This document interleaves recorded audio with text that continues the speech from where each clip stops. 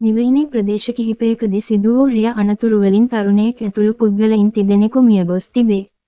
ඊයේ 25 එම අනතුරු වාර්තා වී තිබුණේ කටුපොත, අවිස්සාවේල්ල සහ ඇතිමලේ යන පොලිස් වසම්වලින්.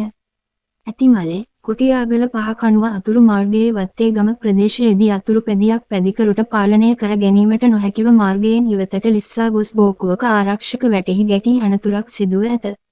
එම අනතුරින් බරපතල තුවාල ලැබූ යතුරු පැදිකරු ඇතිමලේ රෝහලට ඇතුළත් කිරීමේදී මියගොස් ඇත.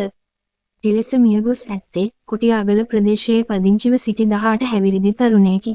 මේ අතර කටුපොත, පොතුහැර දම්පිටිය අතුරු මාර්ගයේ දම්පිටිය හන්දිය අසලදී යතුරු පැදියක් මාර්ගය හරහා ගමන් කළ පදිකයෙකුගේ ගැටී සිදු වූ අනතුරින් 79 හැවිරිදි පුද්ගලයෙක් මියගොස් තිබේ. මේ අතර අවිස්සාවේල්ල පොලිස් වසමේ කොළඹ හැටන් මාර්ගයේ තල්දුව ප්‍රදේශයේදී බස් රථයක් මාර්ගය හරහා ගමන් කළ පදිකයෙකුගේ ගැටී අනතුරක් සිදුව ඇත. අනතුරින් තුවාල ලැබූ පදික පුද්ගලයා අවිස්සාවේල්ල රෝහලට ඇතුළත් කිරීමේදී මියගොස් තිබේ. මෙලෙස මියගොස් ඇත්තේ තල්දුව ප්‍රදේශයේ පදිංචිව සිටි 69 හැවිරිදි පුද්ගලයෙකි.